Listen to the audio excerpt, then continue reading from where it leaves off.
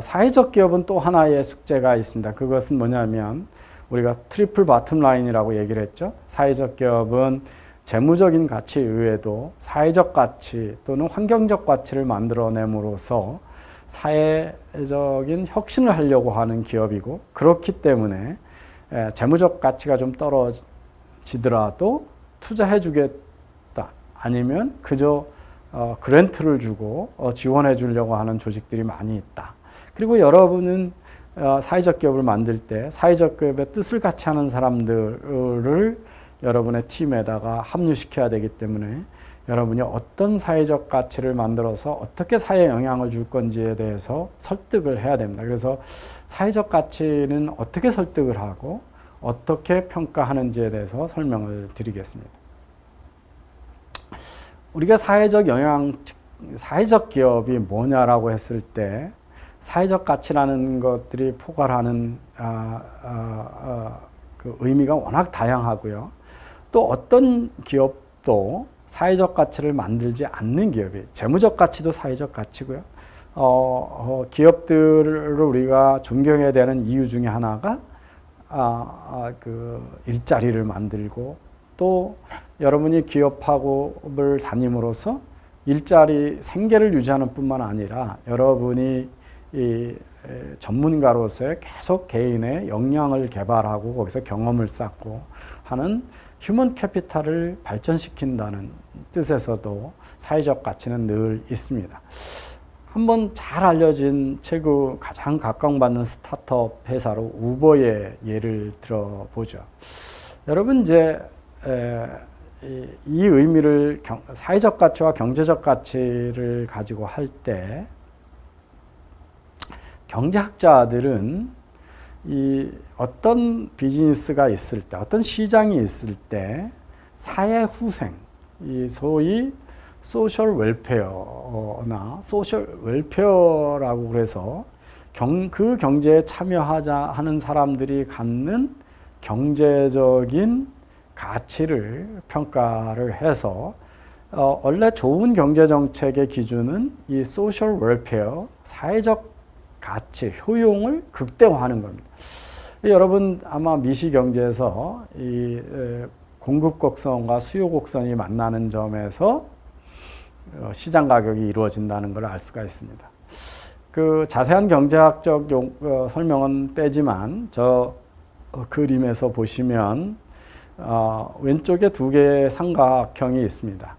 그 점선 P, 그 시장 가격으로부터 아래쪽에 있는 것은 이 공급자들이 자기가 생산 원가보다 높은 가격을 받을 수 있기 때문에 얻는 공급자들의 효용입니다.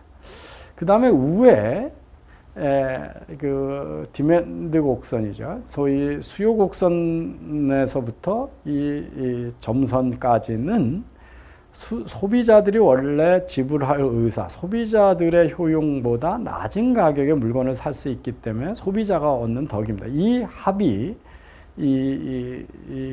이 시장에서 공급자와 수요자의 경제적 가치입니다. 그러니까 사회 효용이라고 하는 거죠. 생산 활동이 일어나기 때문에 얻어지는 사회적인 효용의 증가다, 이렇게 볼 수가 있습니다. 그런데 그래서 이제 경제학자들은 이 경제 활동이 다른 경제에 어떤 영향을 미치지 않는다 그러면 요것만 계산하면 사회 효용을 다 계산할 수가 있습니다.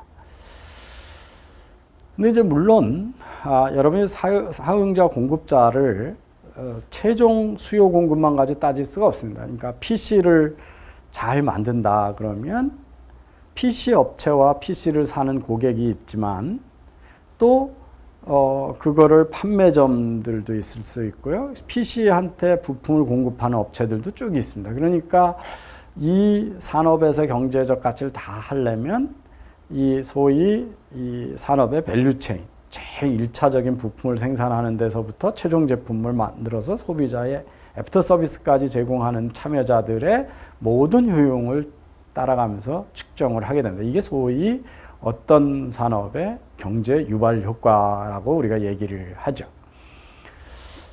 그러면 이제 우버라고 하는 것은 집에서 놀고 있던 사람들이 자기 차를 가져가서 차를 타고 싶은 사람들하고의 참여자의 이익입니다. 그럼 승객이 가져가는 이익은 뭐냐면 우버가 없을 때는 택시를 타거나 자기 차를 운전하거나 지하철을 타게 되죠. 그런 대안에 비해서 우버가 더 싸고 빠르고 편리해서 시간을 줄여주고 비용도 줄여준다 그러면 이게 우버라고 하는 기업이 들어와서 사업을 함으로써 승객들한테 주어지는 효용의 증가입니다. 당연히 이제 우버의 기사들도 수입이 생기니까 다른 경제 활동에 비해서 우버의 경제 활동에 들어가면서 생기는 추가적인 수입, 이게 이제 공급자들의 늘어난 효용이죠. 물론 여기에 우버가 가져가는 사업 이익도 있습니다. 그래서 이게 이제 경제학자들이 참여하는 경제 효용입니다.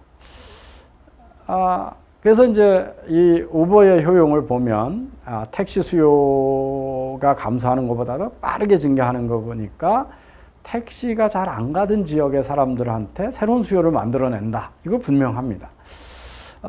그리고 그걸 그림으로 그려보면 노란색이 뉴욕에서 맨하탄 부근에 옐로우 택시를 타는 사람들이고 파란색은 맨하탄에 못 들어가는 그린 택시 타는 사람들이고 저 파란색은 우버를 타는 사람들의 그림을 그린 겁니다. 그러니까 택시를 못 타던 사람들이 자가 운전을 했을 건데 싸게 우버를 탄다. 그럼 이게 이제 새로운 효용이 증가되는 거라는 걸 통해서 소비자들이 득을 보고 있다는 걸, 효용이 증가하고 있다는 걸 우리가 잘 알 수가 있습니다.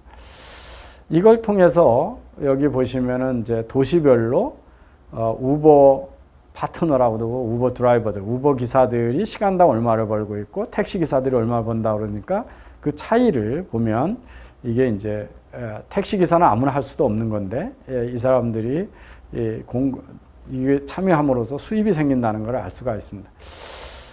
그런데 이제 여기서 끝나지 않고요.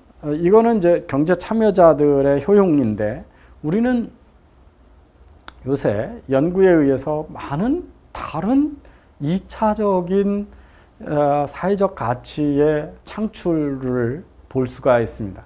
하나는 일자리 창출이 급격히 늘어나서 별 준비 없이 실직 상태에 있는 사람이 바로 우버 기사를 통해서 수입을 내고 아니면 연금을 조금 받던 은퇴자들이 큰 수고 없이 하루에 몇 시간만 우버 기사로 활동을 하면 여유 있는 경제 활동을 할 수 있기 때문에 아주 유연한 플렉서블한 일자리가 늘어나는 걸 보실 수가 있습니다. 이게 사회적 가치죠. 그래서 결과적으로 미국의 실업률이 낮아지는 걸 볼 수 있습니다. 실업률이 낮아지면 정부의 재정 적자 내지는 그 사회보장 비용도 줄어들게 되죠. 그것뿐만 아니라 한 연구에 의하면 이 우버가 없던 도시에 우버가 진입을 하면 새로 쉽게 경제적으로 어려운 사람들이 추가 수입을 발생할 수 있는 기회가 오니까 결과가 어떻게 됐냐 보니까 통계적으로 보니까 한 9%, 9.5% 정도 개인 폐산이 감소한다는 걸 볼 수가 있습니다. 그리고 우리가 이제 늘 요새 비판이 뭐냐면 이 자본이 많이 들어가면 자본가들 부자들만 돈을 많이 가져가고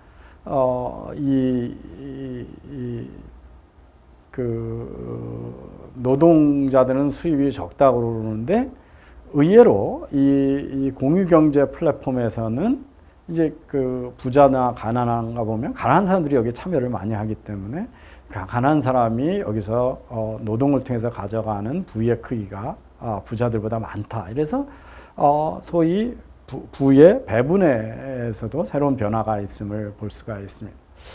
그 다음에 또 다른 효과적인 이유가 몇 가지 있습니다. 뭐냐면 우리나라 자영업자의 파산 가능성이 무지 높은데 미국에서 우버가 들어오고 물건을 주문을 받으면 대행해서 빨리 배달해주는 공유경제로 포스트메이트라고 하는 플랫폼이 있습니다.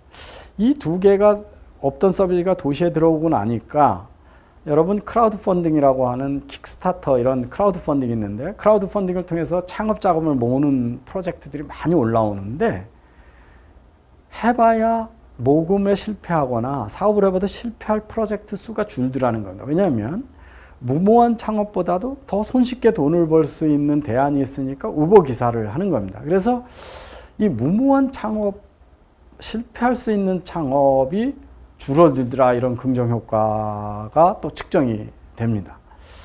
그 다음에 이제 쉽게 차량, 값싼 차량과 기사가 공급이 되니까 음주운전을 안 하고 우버를 타고 다니는 것 때문에 통계적으로 음주운전의 가능성이 5%, 8%, 5%에서 8% 줄더라.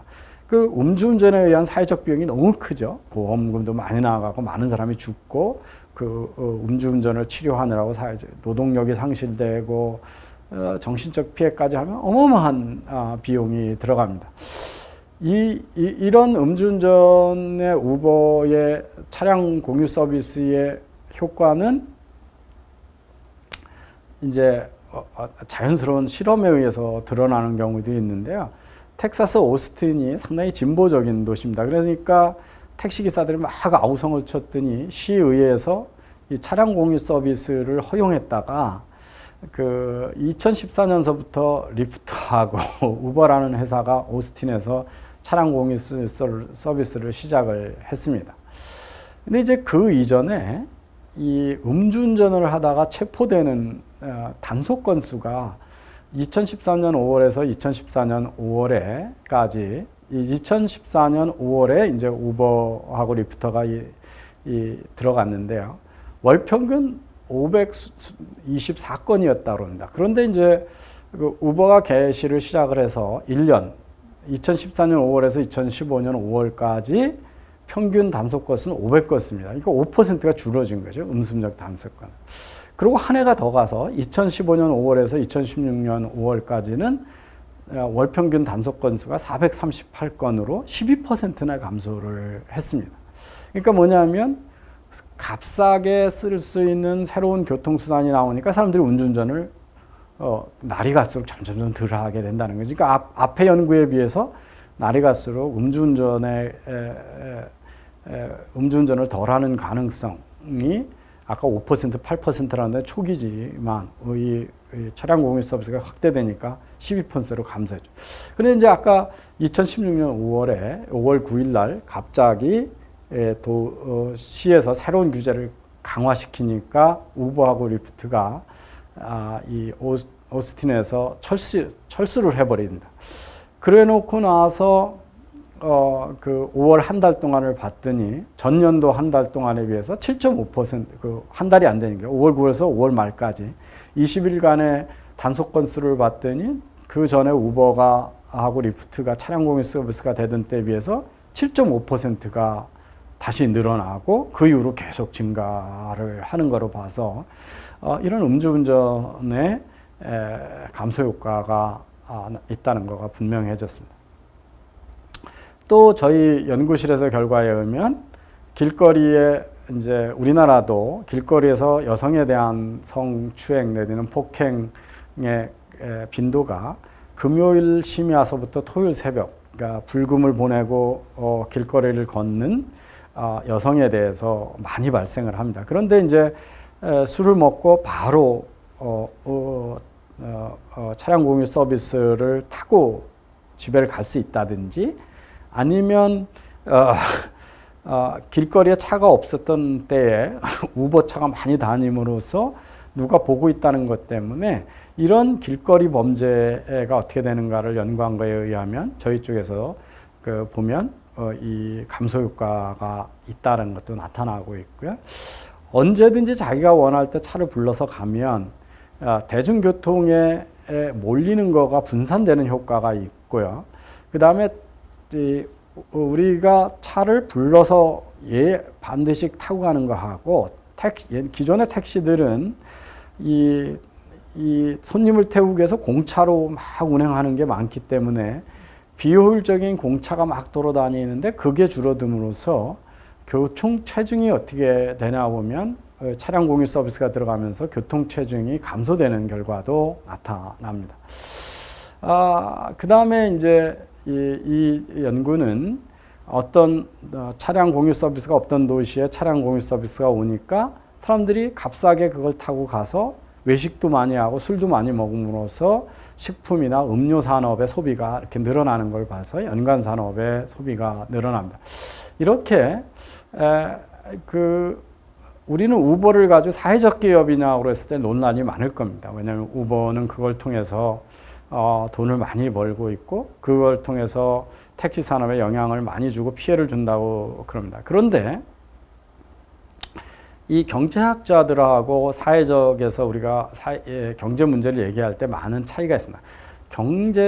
시장 경제를 믿는 사업자들은 혁신에 의해서 밀려나는 산업을 우리가 효용 가치에 포함시키지 않습니다. 왜냐하면 더 좋은 소비자들한테 좋고 사회에 좋은 혁신 상품이 나오려면 필연적으로 비효율적인 과거의 산업은 없어져야 되기 때문에 그렇죠. 그러니까 자동차가 나오면 마차 산업은 없어졌습니다. 냉장고가 나옴으로써 상당히 큰 시장인 얼음 산업이 없어졌고요. PC가 나오면서 타자수라고 하는 직업이 없어졌습니다.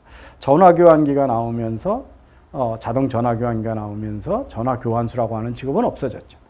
이분들이 실직을 하고 새로운 잡을 찾는 때는 사회적 정치적 비용이 포함이 되지만 경제적 효용에는 계산되지 않습니다.